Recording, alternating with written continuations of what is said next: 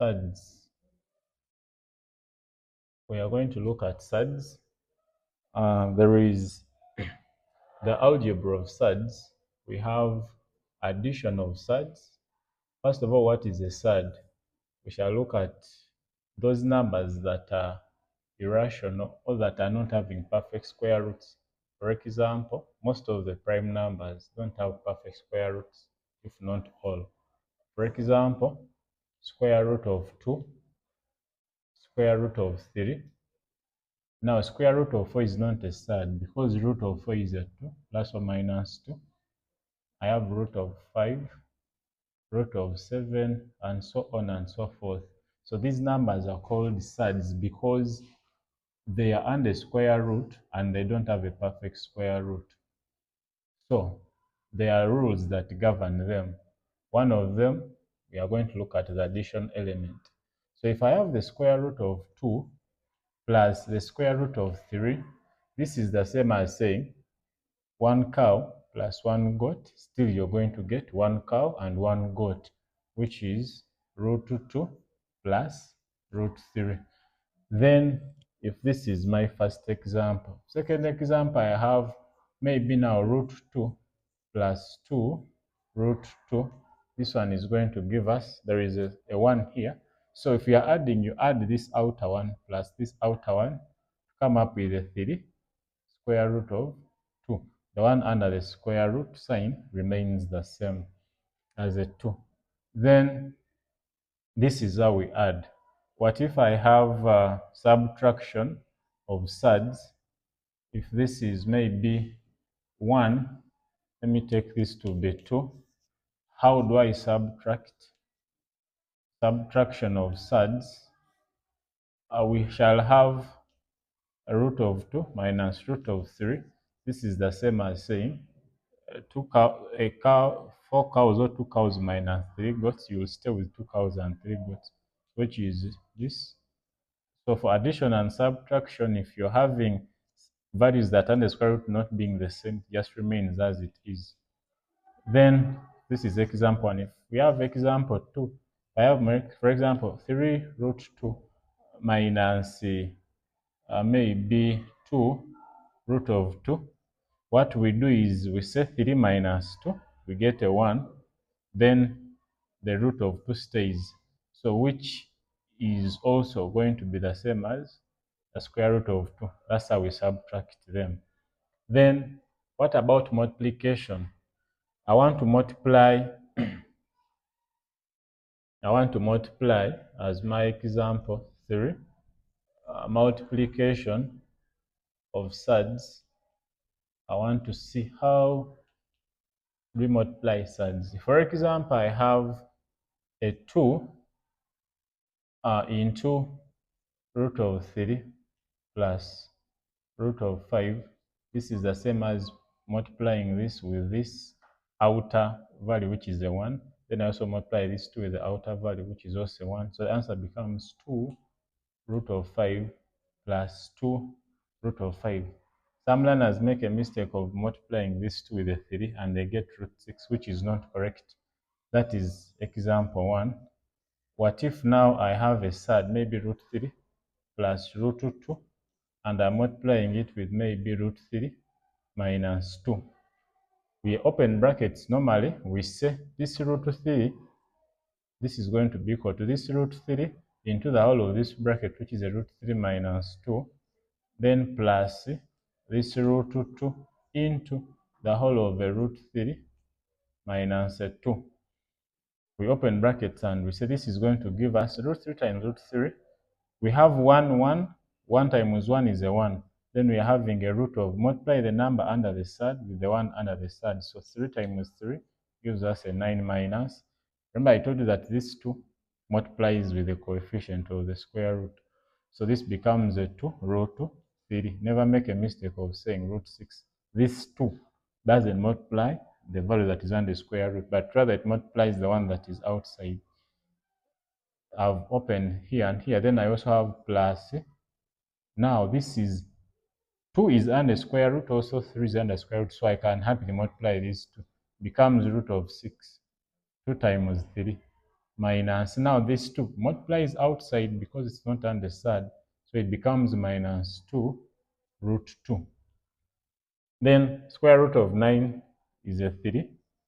We take a positive element, minus 2 root 3, then plus a root of 6, then minus 2 root 2. This is our final answer because we cannot, fine, we can factorize out, but it still will not give us anything much.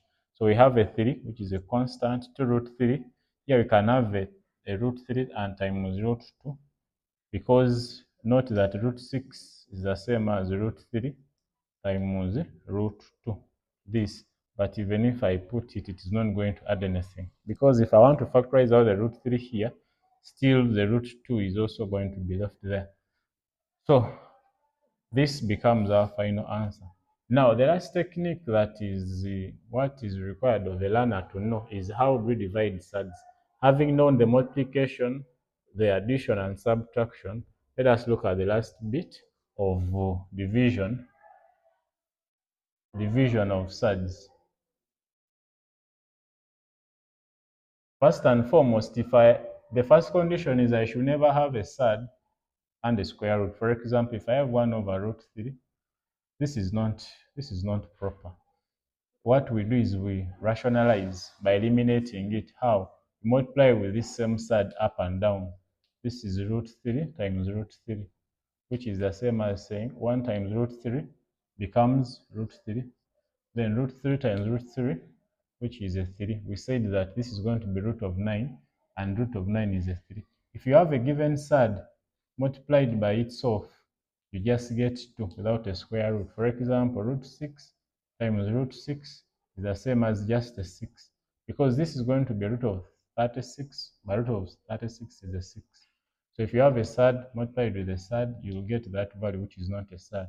Therefore, root a times root a will equal to a. Now we want to divide another case, case 2. Case 2, in case it is not like this, if I have maybe 1 over root 3 plus 1. Here, I'm having an operation which is a plus. Here it was not there, but this example it is there. What do we do? There is what we call the conjugate surd. Conjugate surd. What is a conjugate surd?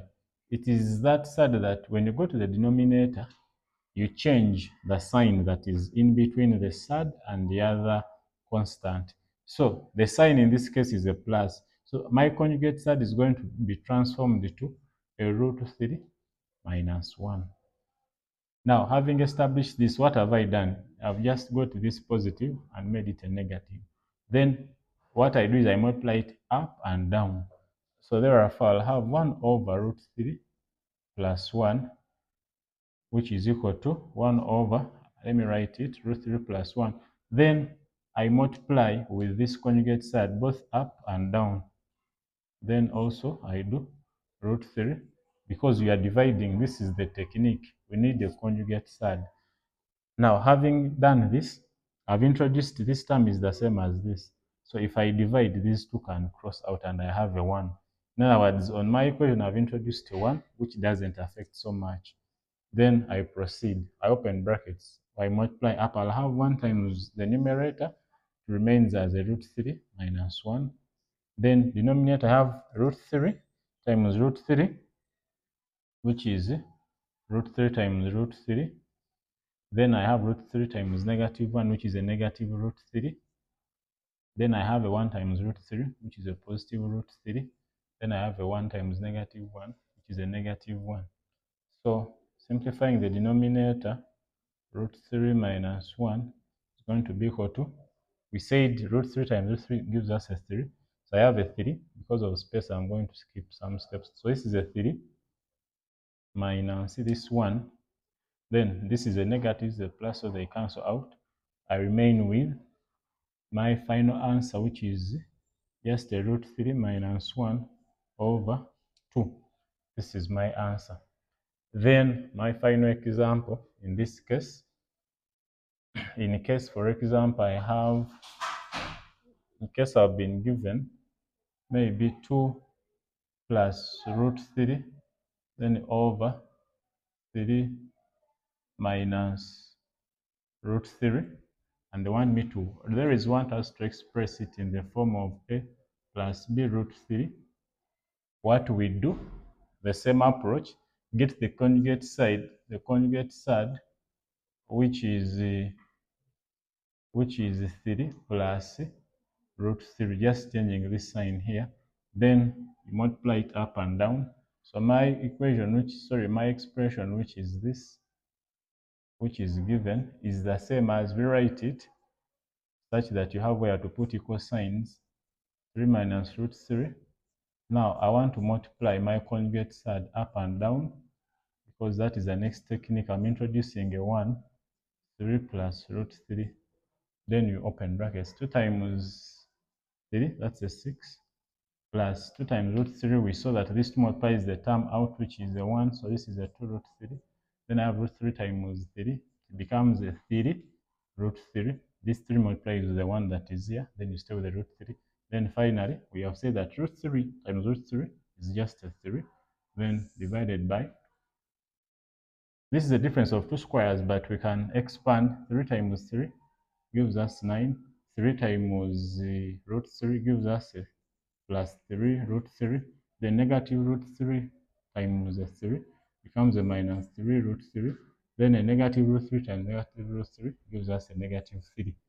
Root of the same value just gives you that value without a root. And always this will cancel. You stay with 6 plus 3, which is 9 plus 2. Since this is root 3 and root 3, so I can add them. So 2 plus 3 gives us a 5 root of 3.